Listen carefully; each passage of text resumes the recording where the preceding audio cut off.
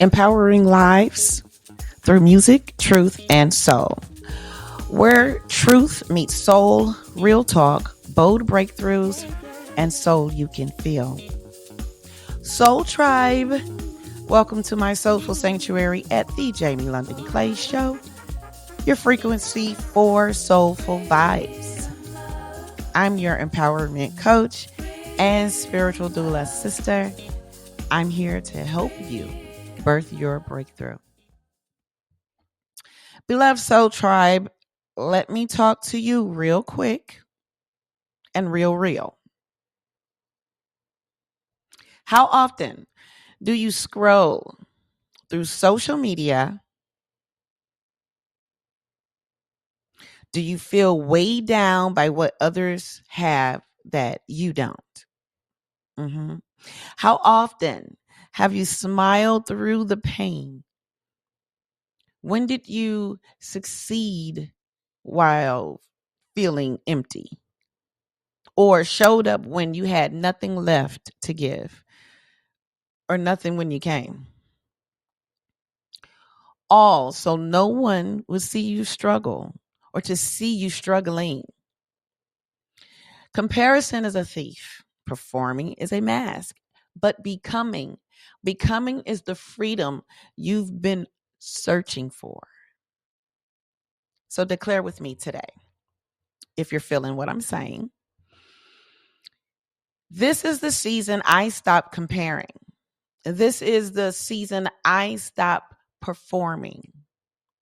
This is the season I start becoming. In this sacred space, we're diving deep into three truths. In empowering me, empowering you, today we'll explore how to stop comparing and start becoming. We'll share practical steps to choose becoming over performing. And in my segment, Jamie Unfiltered, I'll discuss the sad passing and unfortunate passing of Romeca Meeks, who was killed in the South Loop of Chicago a couple of weeks ago. I'll also talk about the harsh reality of toxic baby mama and baby daddy cycles. Yeah, we're going to get into it today. And Dear Jamie, that's my Dear Jamie advice segment. I'll tackle a deep question about co-parenting that was sent in, co-parenting boundaries. It's tough when manipulation feels overwhelming. So we're going to get into it. This is not just a show, guys. This is a frequency. Remember, breakthrough is possible. Peace is necessary and power is your inheritance. So grab your journal, breathe deep, and let's walk into wholeness together. Soul Tribe, let's flow. You're listening to the Soulful Sanctuary Frequency, your weekly reset for becoming. And now, Soul Tribe, we step into empowering me, empowering you, our weekly reset for the soul. Today's flow is all about choosing, becoming, over performing. Many of us have become experts at performance. We smile while feeling broken. We achieve while feeling empty. We show up, but we feel hollow. But performance without peace will always leave you drained. Becoming will fill you with power. Let's be real. Comparison and performance are exhausting. The American Psychological Association found that almost 60% of adults feel burnt out. This is often due to trying to maintain appearances. Okay, being something you're not. That's performing, not becoming. There's a difference. A 2022 Pew research survey revealed that 64% of social media users feel worse when they compare themselves to others. I must say, when I was grieving and going through my grief process with my husband, that actually was the worst thing to do when you're grieving, when you've had a loss of someone you care about, when your life has changed for the worse in your eyes in the moment. Don't go on social media. Don't scroll. It is torture. Okay. When people compare themselves to others, that comparison steals peace. And Soul Tribe, you weren't created to perform for likes or validation, for approval. You were meant to become. Mm-hmm. In Galatians 6:4, it says, each one should test their own actions. They can feel proud of themselves on their own without comparing to others. See, the word doesn't tell us to outperform anybody. It tells us to test our own soil, water our own garden, our own ground, nurture our own becoming. Performance is about proving. We so busy trying to get other people's approval. We want to prove ourselves. You're trying to prove to the wrong individuals. Become who you are, who you were created to be. Not who the person you choose to be, but who God is calling you, what the Creator brought you in this earth realm for. Become that individual, not the one that you want applause for. Mm-hmm. Becoming is about being. Performance, again, chases applause. Becoming produces fruit. Here I have 3 practical steps for you, okay? So how do we shift from performing to becoming? Let me give you these 3 practical ways. 1, choose purpose over performance. Before you move, ask, is this aligned with my life goal, or am I chasing claps? Performers live for applause. When I'm singing, I want you to clap your hands because I'm performing this song for you.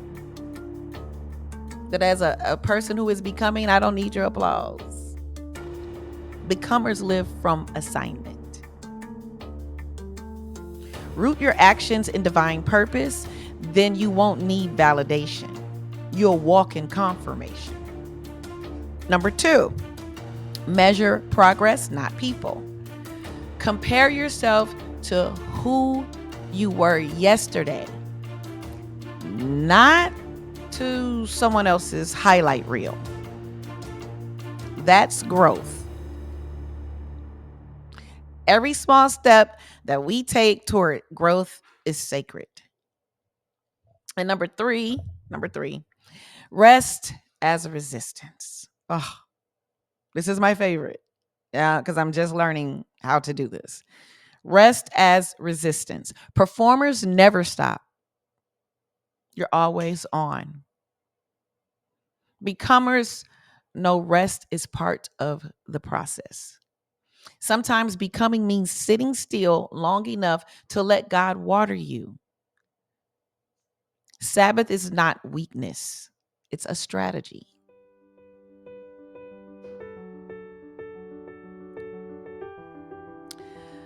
So here's your journal prompt. We journal as the Soul Tribe. And here's your journal for your journal work for the week. Write down 3 areas where you've been performing instead of becoming. Then write one step you can take this week alone to shift into becoming. And if you need a place to capture it, I've got journals of all kinds linked in my Amazon shop. I'm an Amazon ambassador. Okay. So you can find the link in the description. I want you to invest in tools for yourself that will support you along your journey. My Empowered Breakthrough e-journal helps with this. It gives you a guided space to break cycles and create new patterns. You can grab it at jamielondonclay.com in my shop. If you love writing by hand, like I do, check out my Amazon storefront. The link is going to be in the description. And I have, like I said, journals designed with elegance that match your style and spirit. Both links will be waiting for you in the description area. Soul Tribe, let's bring this in. Comparison is a thief. Performance is a mask. But becoming is where your power is. You don't need to perform for others to love you. You don't have to compare yourself to others for them to see you. God already chose you. Becoming is the process of unfolding into the fullness of your true self. This week, I bless you to quiet the lies of comparison. Let go of the ego of performance and the burden, for lack of a better word, instead of ego, burden. They're both the same. But let go of the burden of performance. Rise with confidence and embrace your true self. May peace find you and may purpose fuel you. And speaking of purpose, Soul Tribe, let's shift into Jamie Unfiltered, where we deal with truth uncut. We're discussing today the tragic loss of Romeca Meeks in Chicago, Illinois. We'll also look at the toxic cycles that have claimed too many lives. So tune in. Stay with me. You're tuned into the Soulful Sanctuary frequency, where truth meets soul. Soul Tribe, welcome to Jamie Unfiltered, where the masks come off and the truth comes out raw. In this reality, this present moment, I can't stay silent. A family is grieving the tragic loss of their loved one, Romeca Meeks. She was shot by her baby daddy's new girlfriend, who's also the new baby mama, in the South Loop area of Chicago, Illinois. Reports say it stemmed from baby mama and baby daddy drama. Toxic cycles we've normalized far too long. We create memes about it. We laugh at the chaos and encourage it. But often, what happens when the drama turns deadly? What happens when children are left without their mother or father? Soul Tribe, this is no longer entertainment. This is an epidemic. But before I go deeper, let's look at what the data actually shows us, because numbers tell part of the story. Black families and single parenting. The CDC reports that over 50% of Black children grow up in single parent households. That reality already carries weight. Add toxic co-parenting such as manipulation, jealousy, and using kids as pawns. This causes generational harm. This is not destiny. It's the weight of systemic cycles. Children shouldn't grow up in broken homes where bitterness is their inheritance.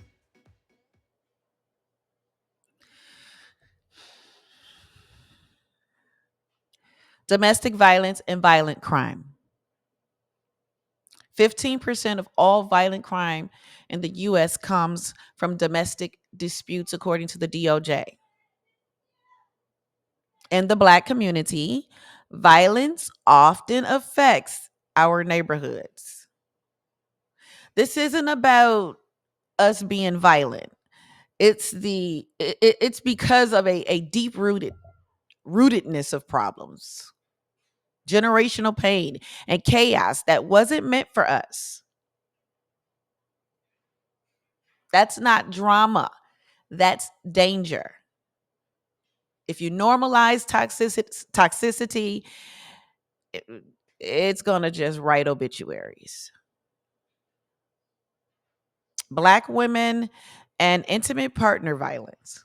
The statistic says that about 45% of Black women say they have faced intimate partner violence at some time in their lives.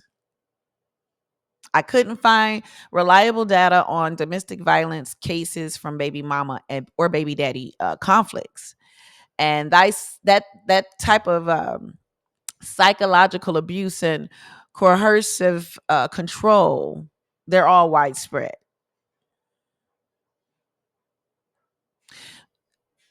If you wound the woman, you wound the womb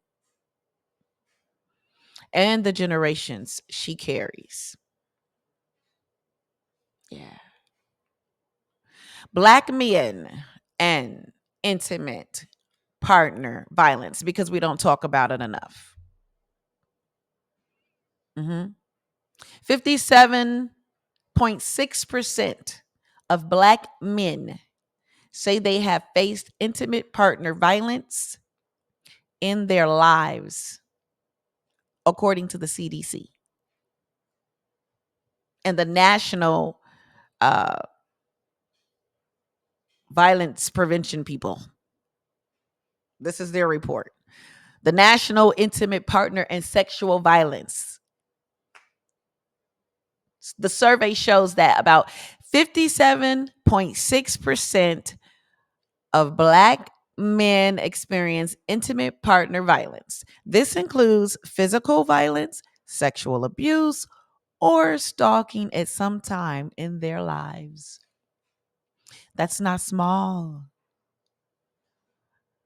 This doesn't always show how many cases involve co parenting drama or baby mama or baby daddy issues. The data often fails to distinguish between those stories. Their bruises, the men, their bruises rarely make the headlines. Their pain rarely makes the pulpit. Their cases rarely make the courtroom feel urgent. But silent doesn't equal safety. That doesn't mean you're safe, guys. Every uncounted brother tells a story of hidden harm. It's another father feeling shame instead of being offered support. It's also another son learning that his tears don't matter. And the cycle continues. Yeah.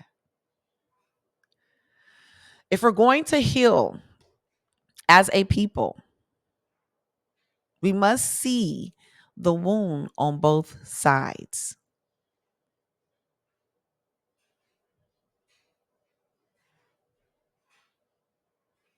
Because violence, no matter who it lands on, still breaks the family tree. These aren't stats, they're sisters.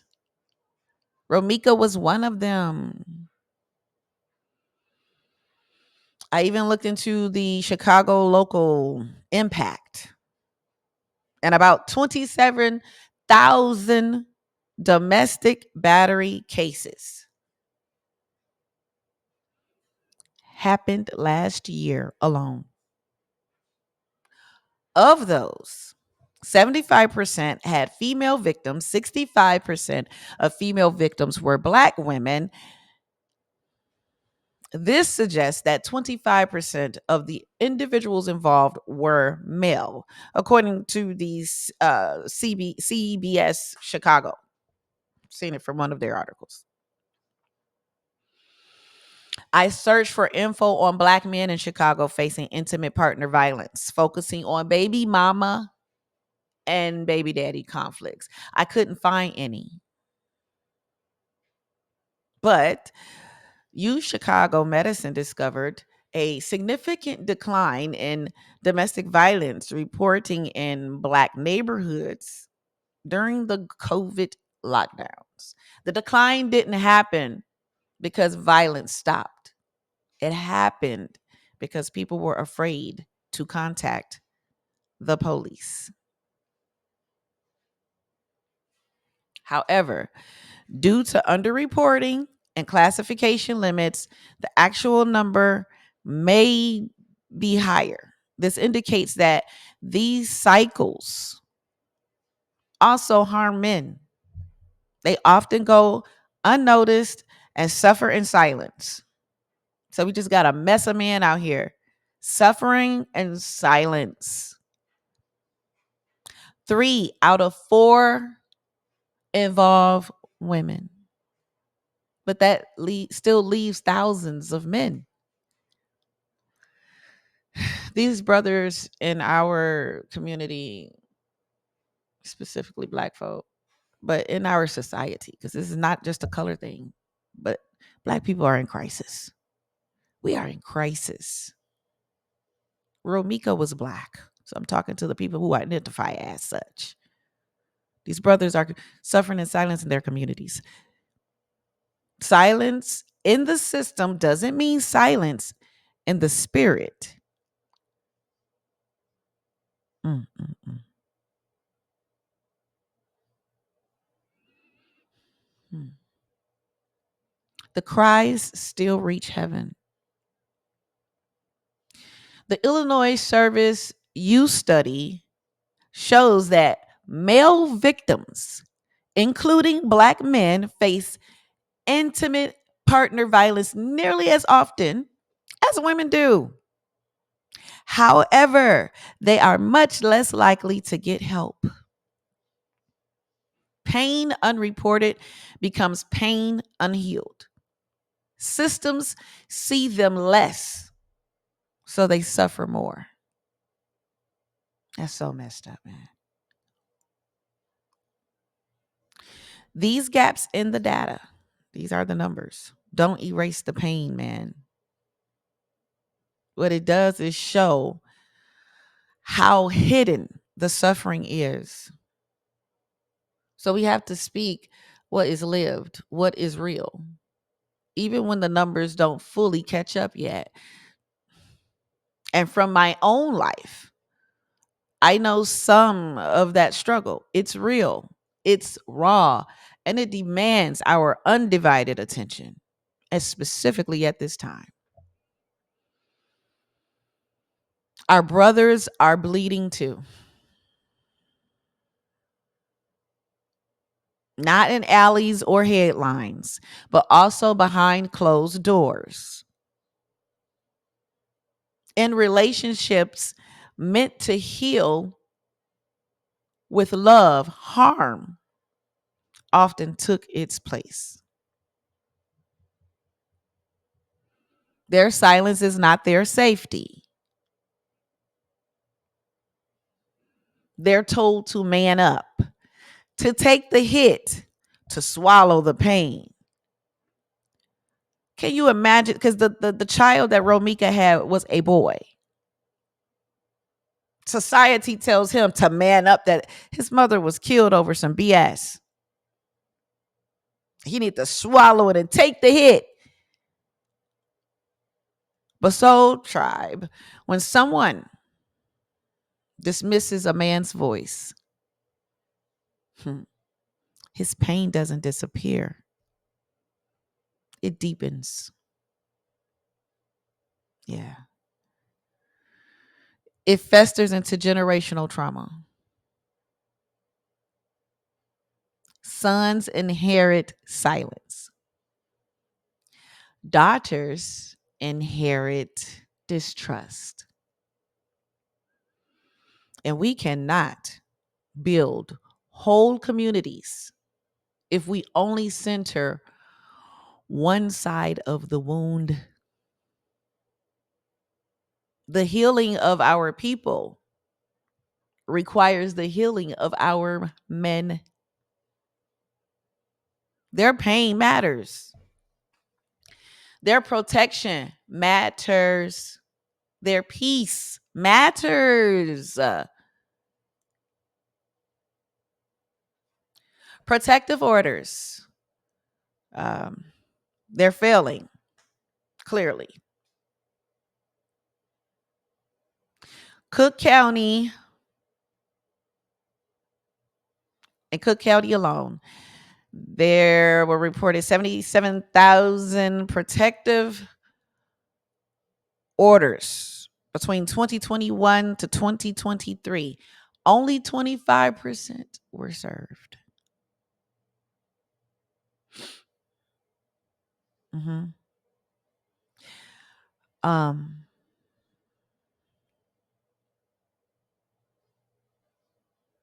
Paper is not protection when the system fails to serve it.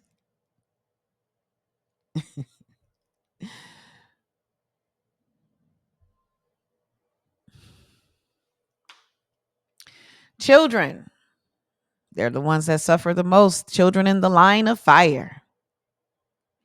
In 2024 alone, 13,300 children were present during domestic violent crimes in Chicago alone. Just talking to Chicago right now. Chicago can be an example to everywhere else because it's all happening everywhere. But Chicago alone.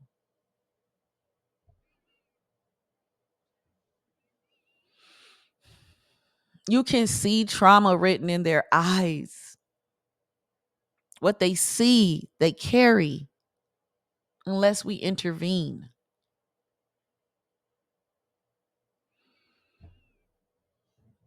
Escalation in Illinois. Domestic violence deaths jumped 110% in 2023, according to the Illinois Coalition Against Domestic Violence. What was once verbal is now violent. What was once petty is now permanent.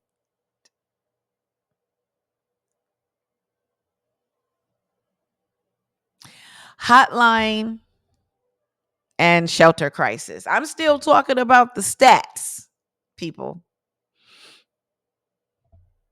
Yeah. Hotline calls have increased by 90% since the pandemic. However,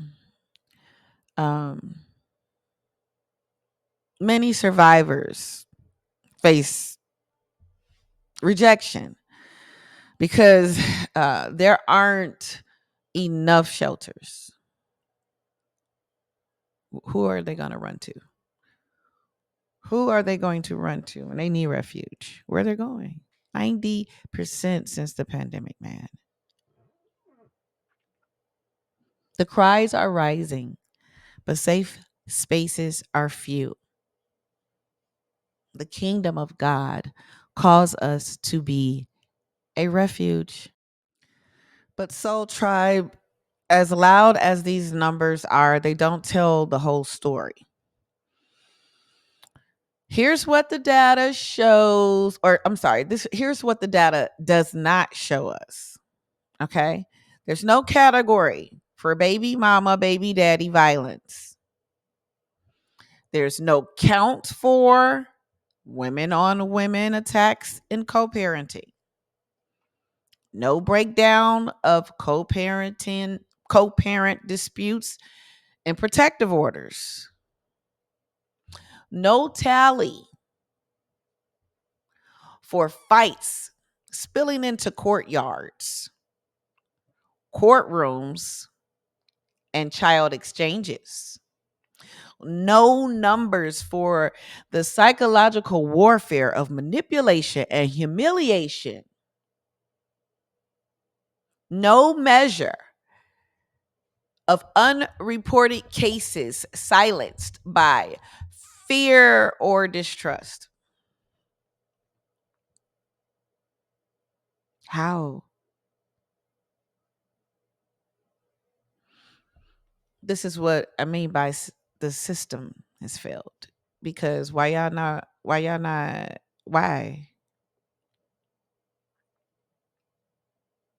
Why aren't you guys doing that kind of data? Because that is where all of the violence comes from. Let's deal with it. Why? So, yes, the stats are sobering, but the lived truth is louder. And that's where I have to take you next.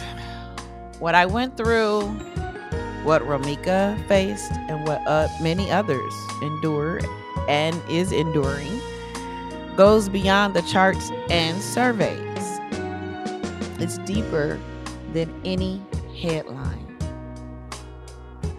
And that's why I'm here on Jamie Unfiltered, to give voice to what the numbers can't, to shine light where the data goes silent.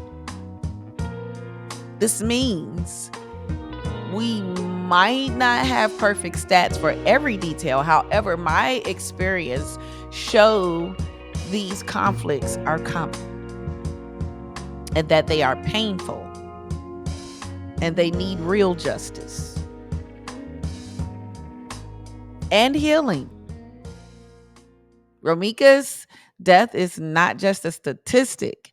It's a reflection of what's happening in our homes, our families, and our culture in real time. Something the mayor and the elected officials and the CPD or the National Guard or Donald Trump, none of them can fix it. They can't fix it. And I speak to everyone today, but especially to my Black community.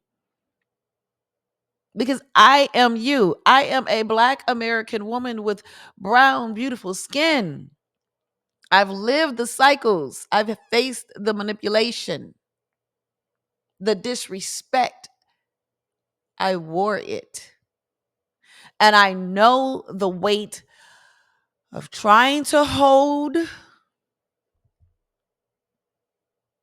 peace in the middle of chaos. We are watching it play out in our cities, in our families, and in our culture. So Soul Tribe, hear me. The numbers are not the final word. The prophetic truth is cycles can break. You don't have to stay in them spaces. Homes and hearts can heal. Peace can prevail. It starts when we stop glamorizing chaos and stop using our children. Instead, we focus on protecting what matters most: the family. Soul Tribe, I need to bring you closer for this part. I didn't read this in a report. I am not a commentator on these. I'm not a commentator on these cycles. I live them. I breathe them. I got the bruises only those who've walked the road know about. Healed bruises exist, but they just no longer hurt. It still exists. When I was pregnant with my first child, I felt like the new woman in view because I was married to a man who had at the time 9 children. Well, 8 children or 9 children. Yeah, 9 children. He had 11 total. So 9 children with 6 different women. Going outside felt like stepping on hot coals each time they were really around, if they were around. Being at family functions with this energy isn't for the faint at heart. One of the baby mamas took a route that was cruel and calculated. She used the system to control, punish, and silence the man she once loved. She showed disrespect for my existence as a Black woman, as if my very breath was a reason for the act.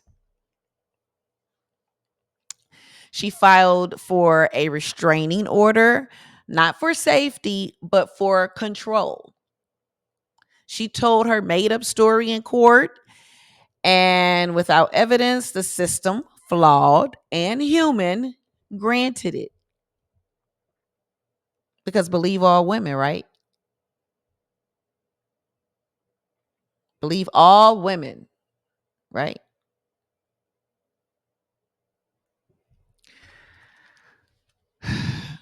I remember the day the papers arrived as if it was a physical hand trying to push me out my family, away from this guy that I also was now having a family with. Imagine you're pregnant, growing your family, and then the law turns against you. And honestly, it doesn't even have anything to do with you because, in my opinion, it had nothing to do with me. But it feels like it is attacked personally to you. I didn't take her man, and even if I did, someone decides you don't belong. That paper wasn't protection, it was punishment. Think about that. A restraining order used as a tool of control. The children stayed away from him until she decided to let them see him. She would also call him to fix her mess when it suited her. A few of them did, actually. She wasn't the only one. While still having the legal weapon in her pocket, it was so tiring. It was sarcastic. It was a campaign to destroy him and fracture our family, her family, that she didn't think she was a part of, or her children. But we all had children by the same men. Mhm. I have never seen someone work overtime like her to destroy a man and his family. I am still working my way through that traumatic experience. I'm better though. Baby, the pain of what happened no longer hurts. But Romeca, ooh, she just won't. It may not hurt me anymore, but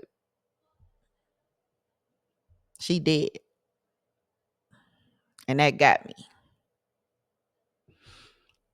My husband, he experienced hurt in many aspects, including his emotions, reputation, his spirit, and his finances. These wounds had a profound impact on him. They also hurt our family and left us with generational pain. And me, I wanted retaliation, baby. I tried to clap back, to cause harm for harm. Yeah, thought about it actually. I did more thinking than I did tried. I remember nights when the smoke in my chest felt like it was about to erupt. I remember the animal urge to retaliate to protect my children's future. Because if you don't care about your own, I care about mine's by any means necessary. I would often worry about the actions that could risk my freedom, my kids' safety, and my family's reputation.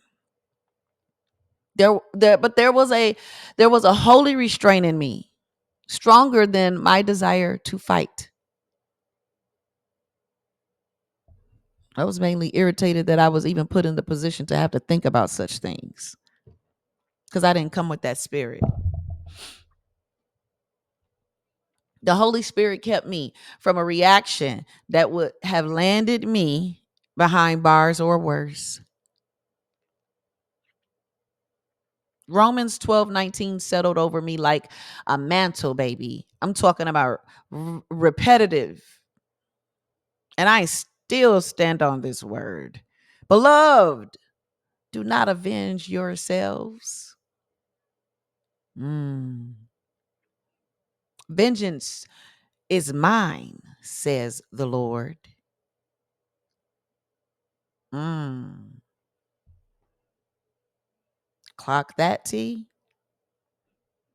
This truth stopped me from violence and kept me off the path to prison or a broken heart. It kept me from bars, headlines, and regret. What I could not wrap my mind around then and now is the irrationality of it all. How can a woman no longer in love let anger at a new relationship guide her toward destruction? How could she, in her brokenness, decide to that no one else should have access to this man, not even his kids? And my story and Romeca's tragedy show the same broken pattern on a deadly stage. And yet, that is how families get fractured. The men who fathered children with multiple women made a family, whether anyone liked it or not, or likes it or not. If you're new, you shouldn't even be coming into the family with a man who got multiple children by multiple women and think they going somewhere. Those are his children. Even if he wasn't there every day, so what? It may change. Things may get better and then things may get worse. Just because you ain't with him no more don't mean he don't get to be the daddy. He's still the daddy. He still has responsibility to that child and to the family. You are still family, even though you are no longer romantically involved, people.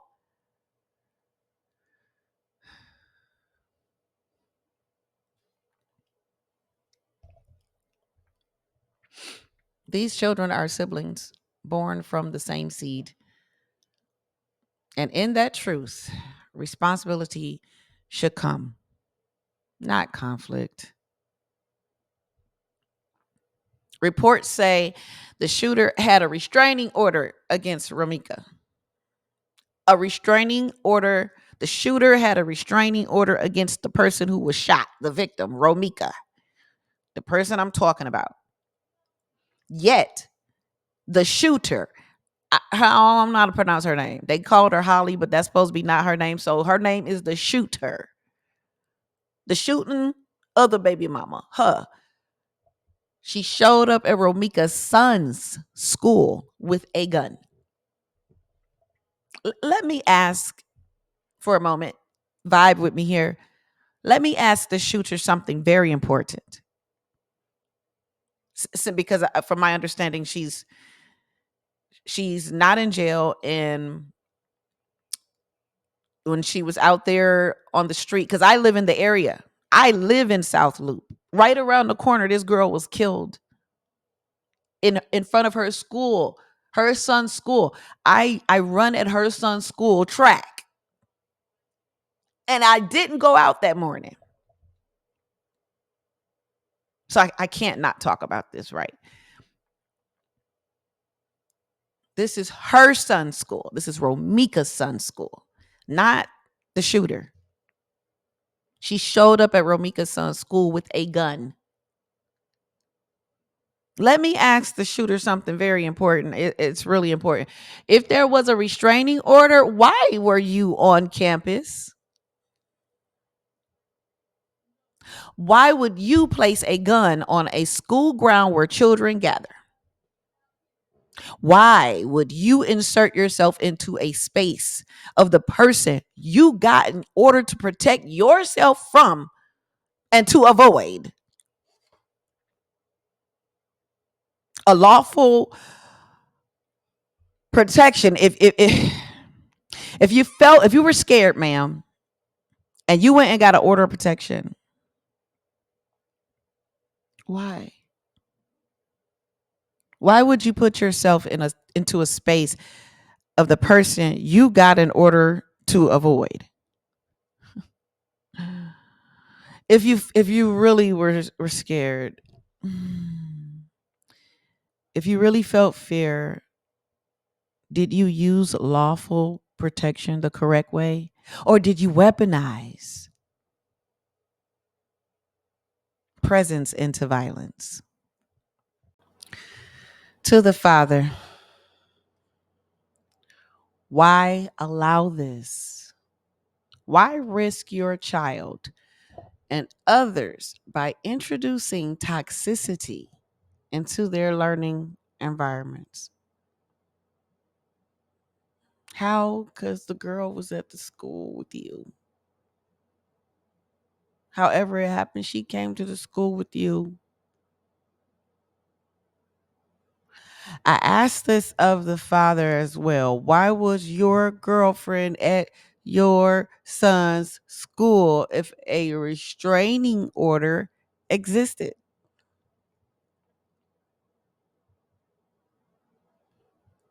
Especially when that said girlfriend is the one who pursued the restraint. She made it a conflict of interest the moment she did that.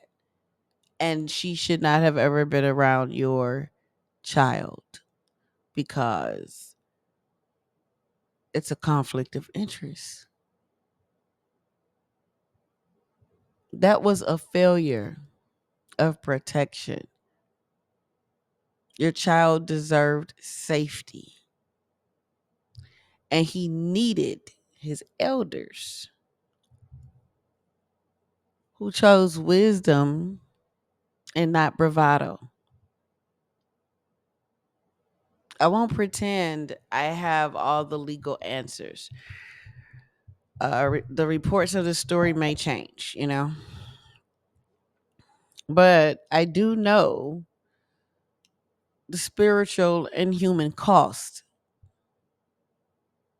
And as a result, Romeca is gone because of irrationality, jealousy, manipulation, rage, disrespect, and control. This is not self defense, this is destruction. Her child, Romeca, will grow differently because of a day that needed not have even happened. The shooter may claim, from what I hear, she may claim, you know, self defense. And I leave the justice questions to the law. I'm not a lawyer. These are my opinions. But I will say this clearly: nobody wins when family feuds escalate. A father who won't protect his kids or his child from harmful situations fails at his most important job.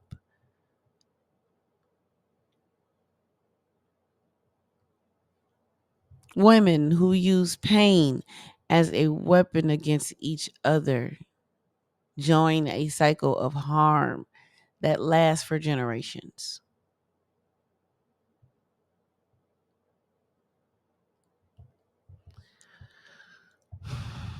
I know why men walk away from toxic women and the children dynamics. Sometimes it's the only it's the only sane move. It is the protection of peace and freedom. And I know the loneliness that follows that choice. It feels like rejection, but it is protection for the child or children, the mothers, and the fathers too. I know the whisper that says run when the house has become a battlefield. I felt those whispers, man. I felt the pull between standing to fight and fleeing to persevere. Anything left to protect or preserve.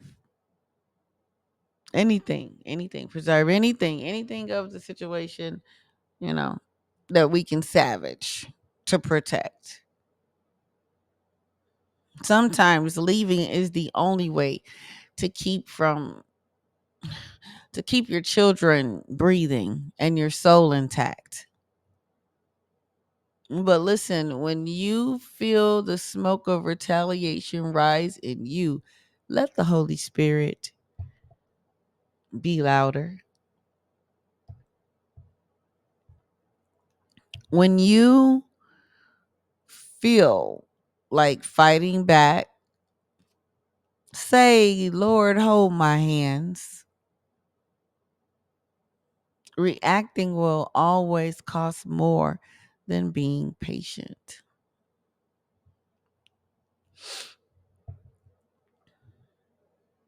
In my life, it cost time, it cost sanity, it cost peace,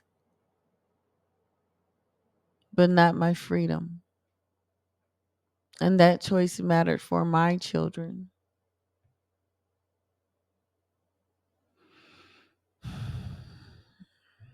And like the tragedy before us, these are not simply private quarrels. They are public wounds.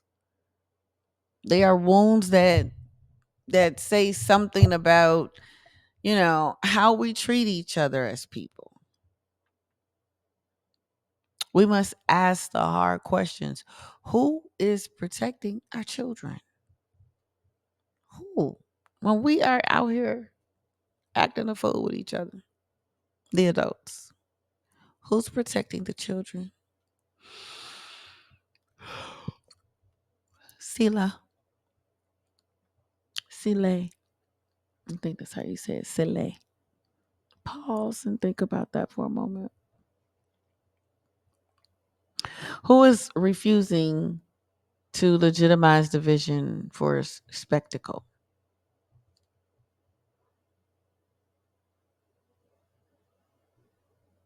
Who is choosing reconciliation or at least stability over pride, spectacle, and revenge?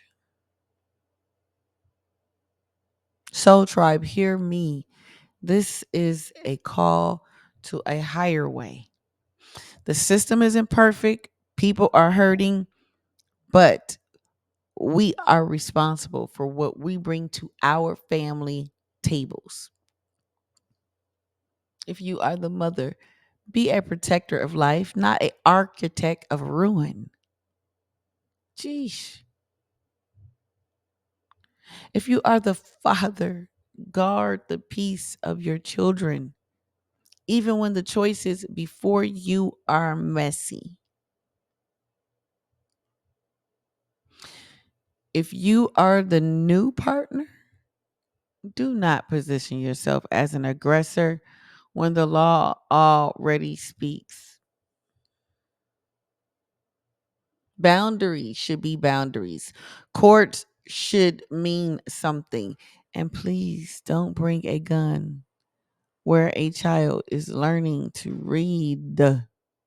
Jeez Louise. This is why Romeca's death must wake us up, not to blame, but to rebuild, you know, not to shame, but to heal, not to vilify, but to change the way we define family in the aftermath of broken vows and relationships and shared children. The price of ignoring this is always paid in blood. Soul Tribe, we have to hold each other to a higher standard. We have to model peace. We need to break down the glamorization of baby mama drama.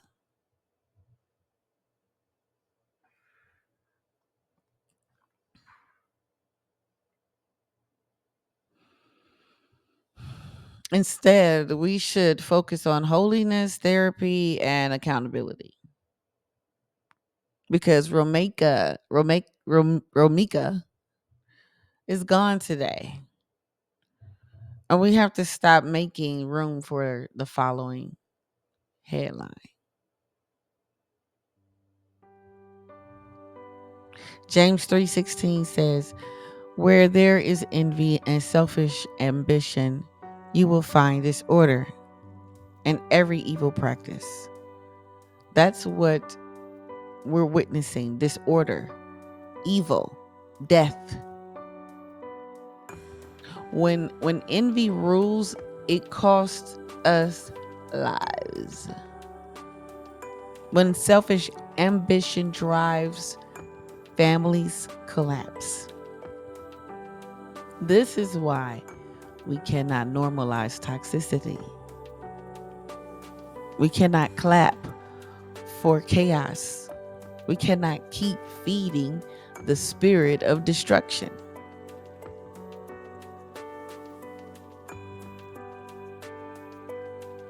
The prophetic word is this: we must choose peace over pride,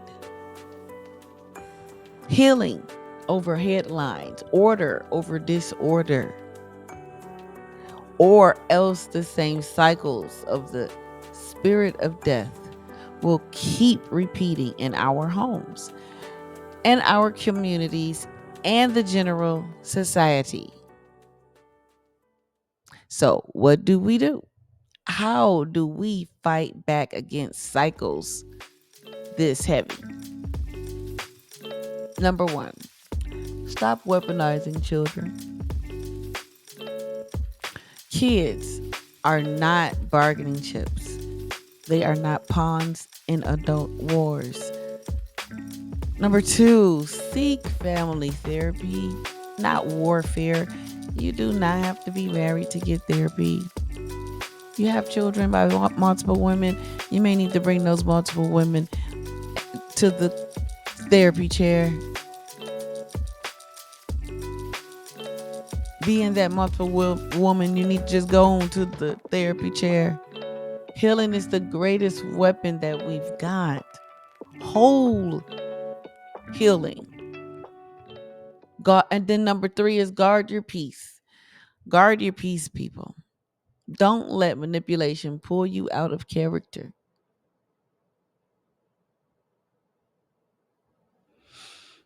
Your healing becomes your children's inheritance. Romeca Meeks should still be here. Her child should still have his mother. Let her story shake us and inspire us. Soul Tribe, welcome to the Soulful Sanctuary Frequency. Here, truth meets soul, and your breakthrough starts. And right here in the middle of this show, I want to pause and remind you I don't sit behind a mic, I walk this work with you. I created the Empowered Breakthrough e-journal. It's your tool to break old cycles and form new patterns. You can grab it today at jamielondonclay.com, and you may need more than just a few pages. You may need a guide for the birthing process of your breakthrough. I also offer one-on-one empowerment coaching. You'll get real-time spirit-led guidance. This will help you quiet the noise, protect your peace, and embrace your purpose. And for my pen to paper writers, check out my Amazon storefront. You'll find journals for your prayers and prompts and process, because this is more than content. This is coaching. This is healing. And this is your sanctuary. You're tuned into the Soulful Sanctuary frequency. Don't just listen to me, join me, subscribe, like, share, comment, and step into your becoming. Soul Tribe, that's today's unfiltered truth. Heavy but necessary. Romeca's story is a warning, but also a wake up call. Toxic cycles destroy families. Pride destroys lives, and peace can save generations.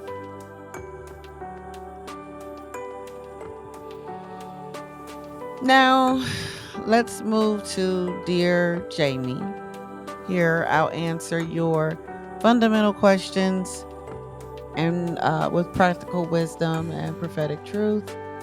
Someone is dealing with co-parenting struggles right now, and we need to discuss it. All right. You're listening to the Soulful Sanctuary frequency. And now it's time for Dear Jamie. All right. Here, your real questions meet honest talk and spirit-led truth. Today's letter comes from a Soul Tribe sister who writes, give me a second, let me pull that up real quick. Okay. Dear Jamie, I share a child with my ex, and co-parenting has become a battlefield instead of a partnership. Whenever we talk, he twists my words, controls the conversation, or makes me seem like the bad parent. It doesn't stop there. Sometimes when we hand off our child, he makes sexual comments or unwanted advances. It feels like my boundaries and dignity don't matter. If I say no to him, he gets angry. Then he distorts the truth and spreads lies to make me seem bitter or ungrateful. If I ignore him, he uses silence as another weapon, refusing to cooperate with parenting plans. He's lied to the school about me not providing supplies when I'm the one who pays for everything. He's told our child that I don't care about him, planting doubt in their heart. He often shows up late for pickups. He cancels at the last minute and submits court documents that include half-truths. All this keeps me stressed. I'm exhausted, Jamie. I'm tired of feeling like I'm always in a position of defending myself instead of simply being a mom. My child deserves peace. But how can I manage when their other parent brings chaos, disrespect, and harassment into our lives? Signed, My Baby Daddy Drama.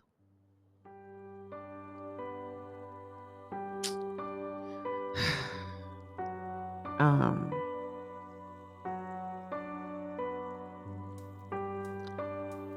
you know, I understand. I understand.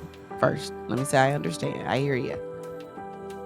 And it is annoying when guys give you trouble that you ain't trying to have with them, right? So thank you, my baby daddy drama, for writing in. First of all, I'm honored you reached out. Thank you for trusting me to help with this critical issue about your child's father. So Soul Tribe, let's pause, because what she wrote about is not just a scenario, it's a reality. Many women that I know, actually quite a few that I know, are dealing with or have dealt with it in some shape, form, or another. But sis, first let me say this: you are not alone, and you are not crazy for just wanting peace and to have a peaceful relationship with this guy. You're not wrong for it. Is it possible? It is, if everybody's willing to be at peace, but he's making peace difficult, right? Co-parenting with a controlling and dishonest person can be very hard. It's even worse if they, like I said, all they want to do is everything has to be associated with sex again, when you don't want to have sex anymore, because you can't. If it's over, then no more sex. No more sex if it's over, right? But you still have to be a parent. And sometimes men have a difficult time disassociating no more sex and being a parent. They have a hard time with that. So do some of the women. It depends on the parent. The sex of the parent doesn't matter. The parent does. This situation can cause significant trauma. It leaves you carrying the weight of parenting and protecting yourself at the same time. And that's heavy. And I honor the strength it takes to keep going, man. And I hear your exhaustion, because that is tiring. When I'm exhausted, I turn to the Bible. I know everyone doesn't read the Bible, and I understand. However, I turn to the Bible because it has great wisdom in it. Um, the text I regard as the Word of God. When I'm exhausted, it hits me. I turn to what I know will never fail. So in Romans 12:18, it says, if it is possible, as far as it depends on you, live at peace with everyone. It depends on you. Emphasis on as far as it depends on you. Live at peace with everyone. Peace begins with you. It begins with me. If you be at peace, I be at peace, and we come together, it should be peace. Sounds simple, right?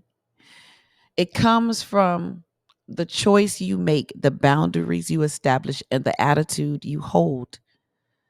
That means you alone are responsible for your peace, your reactions, and your side of the story, the side of history you're going to choose to be on in the family story.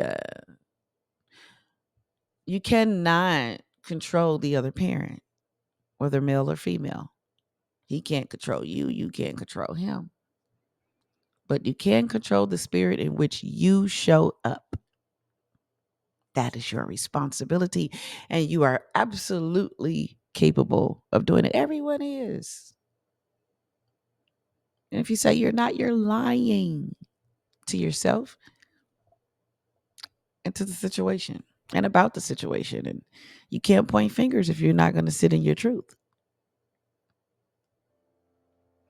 But here are 3 practical things that you can do. 3 practical truths you need to know Just do what you want. Choose wisely. If you want peace, think it through.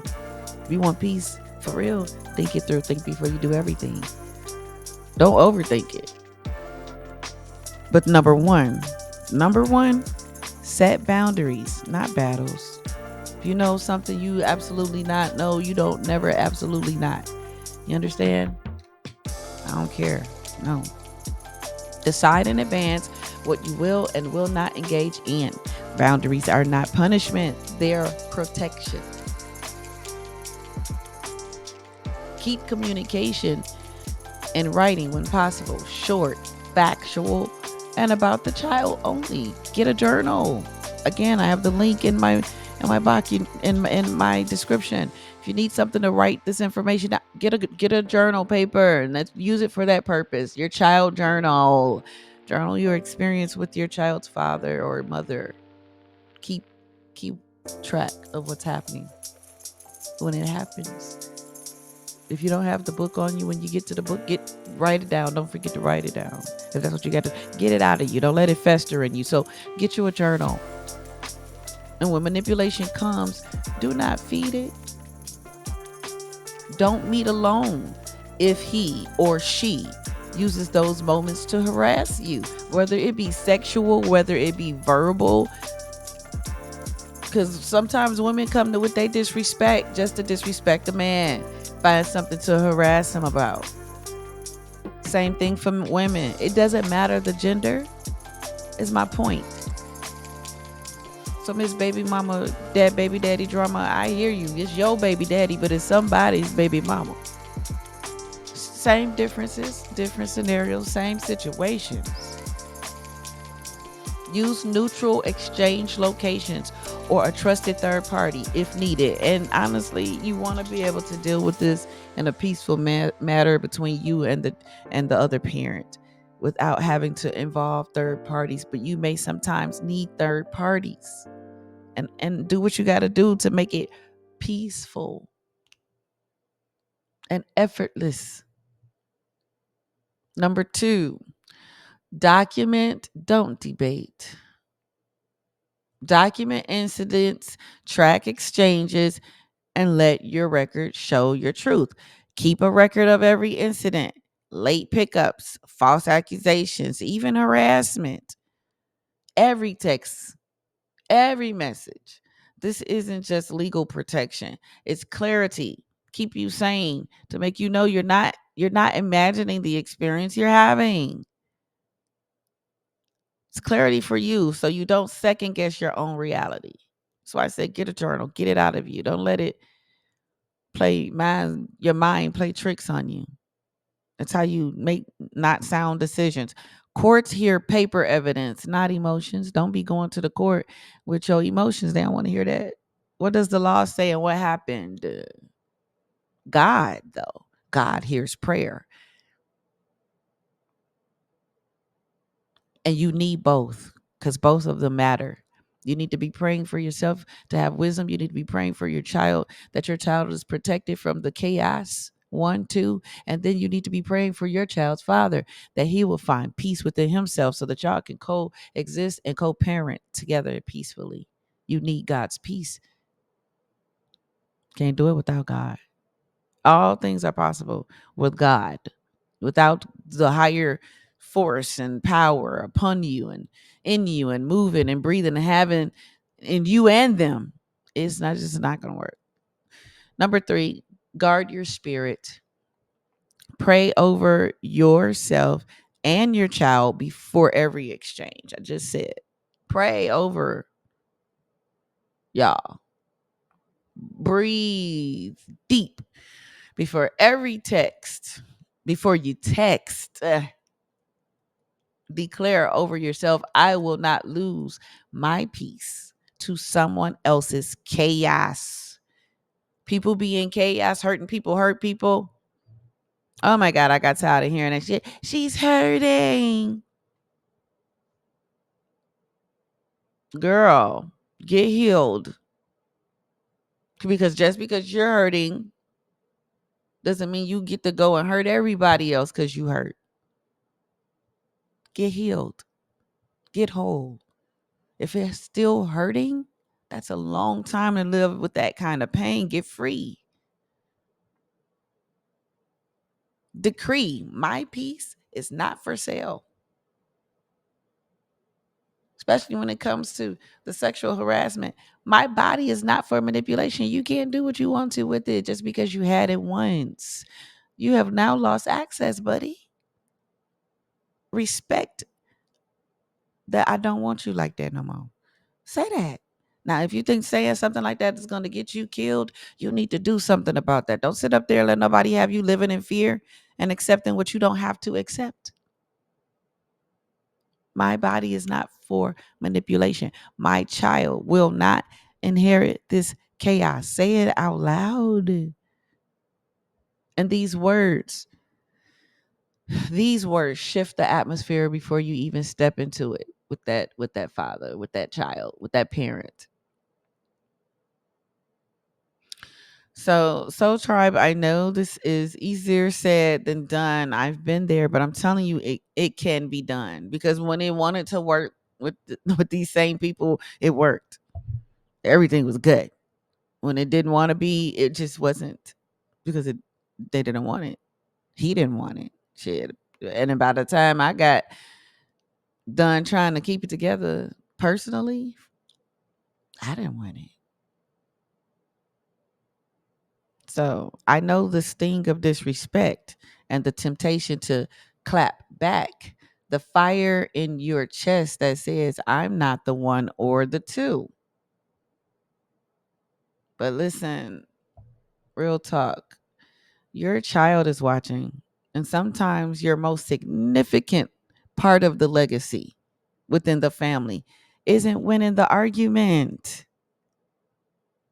Nobody wins when the family feuds. It's showing how to create peace, how to use wisdom, how to understand one another. Psalms 34:14 says, turn from evil and do good. Seek peace and pursue it. Chase peace as if your life depends on it because your child's future does. You got to believe that. You got to know that, man. Sis, you're exhausted because you've been fighting on two fronts, parenting and protecting. But hear me, you are not powerless. You are a vessel of peace. Figure it out. Figure out your path to peace. You don't have to match his manipulation with madness. You don't have to carry shame for his harassment. That's not yours to take. Isaiah 54:17 declares that no weapon formed against you shall prosper, and every tongue that rises against you in judgment, you shall condemn. That means his lies cannot define you. His harassment cannot confine you. His manipulation cannot control you. To you and to every soul tribe sister or brother in this kind of situation right now, I speak strength. I speak clarity and peace to you. Your children, your child will rise because of your example, not because of your ex's accusations. To my sister who wrote in, and to anyone facing this reality, I wish you wisdom, restraint, and deep peace. May the Lord cover your co-parenting journey. May your children inherit not the chaos, but the calm. Somebody cut this light out, y'all. And if you need deeper support, my empowerment coaching is here for you. We can create plans to protect your peace and purpose, even if the other parent is difficult. You can book a session at jamielondonclay.com. And I'll also have the link in the description area directly for the coaching, because you don't have to walk this alone. But hear me good. Only contact me if you are serious about changing your situation. Seriously. I really want to help people who want to be helped in real life.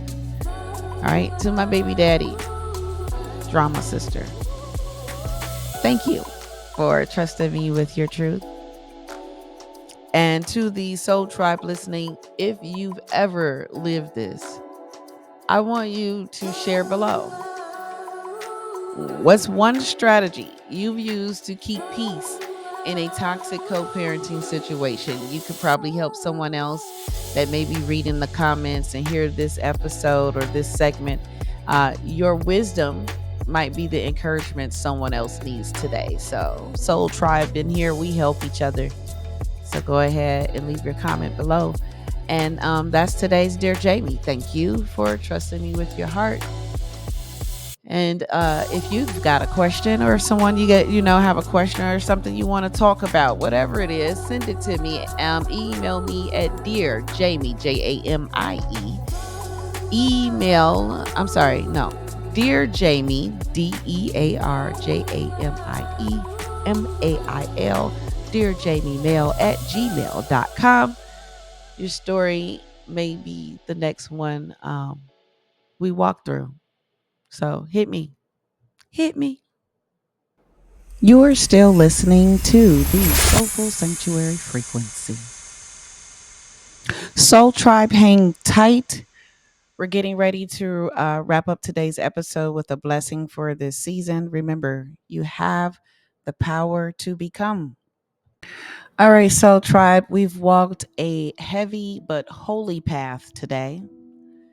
And so I just want to pause and take a moment and take a Soul Tribe moment and ponder on, what does it mean to be holy?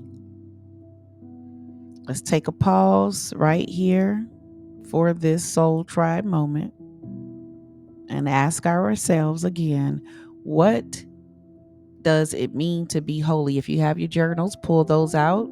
Ask yourself that question. Holiness has been misunderstood for so long. People made it about rules, religion, and unreachable perfection. But holiness isn't about being flawed or flawless. Holiness means being set apart, simply put. In Hebrew, the word is kadosh. Consecrated, chosen, marked as sacred, set apart. You got to go back to the original intent when you're reading the Bible. Do your research. It's not about being untouchable. It's about being available to God's purpose, available to a higher way of living. 1 Peter 1:16 says, "Be holy, for I am holy." That doesn't mean you try harder to be perfect. We got it misconstrued. Holiness Church sent us off thinking your skirt had to be too long. And it was still a mess. 90% of our churches today. Look at the Christian nationalists. They say they are Christians and say they are holy, but they are doing unholy things. So it doesn't mean you need to be perfect at all. It means you align yourself with God's nature. And God's nature is agape. It's love, unconditional. That doesn't mean anybody can do whatever they want to you. No. But you have a pure love, truth, justice, and peace. So to be holy is to choose love when the world offers hate. Choosing peace when chaos is loud. When it is loud. Choosing peace when chaos is loud is being blessed. To be holy is to walk with a distinct purpose as you recognize the sacred presence within. It comes from within you. It doesn't come from external sources and forces and people and things. Holiness is wholeness. God aligns spirit, soul, and body. It's when you stop performing for people and start becoming who you were always created to be. So, Soul Tribe, holiness isn't stiff religion. It's not a religious matter at all. It's not unreachable perfection. It's sacred boldness in a broken world. It's saying, I'm set apart for something greater. And yes, even in our families. So that's your Soul Tribe moment for today. Let me know in the comments, what does holiness mean to you in this season? You're still tuned into the Soulful Sanctuary Frequency. Learn to stop comparing yourself and start growing. Face the harsh truth of toxic cycles that take lives. Respond to the plea of a co-parent seeking peace. Here's the frequency I want you to carry into your week this week, or whenever you listen to this. You are not defined by comparison. Sile. It means to pause. Think about that. You're not bound to cycles of chaos. Sile.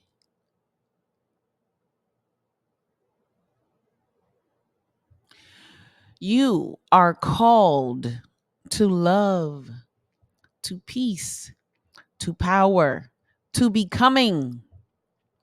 Sile. And I bless you, tribe. Soul Tribe, I bless you with clarity of mind, calm in your spirit, and courage to walk away from pride and right into peace.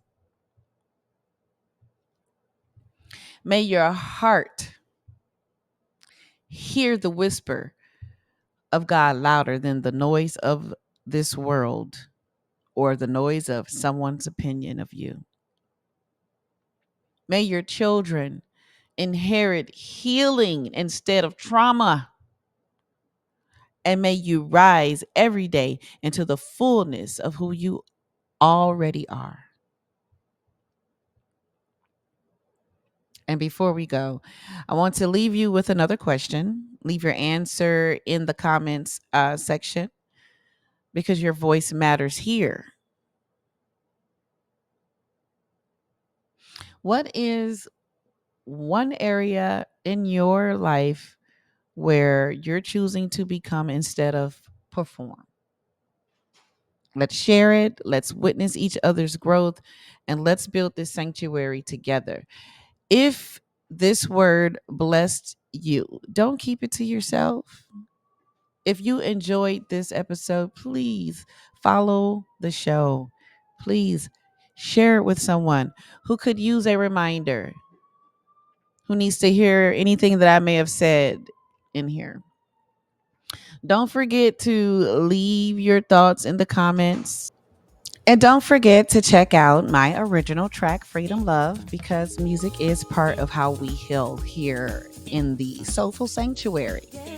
The link is waiting for you in the description.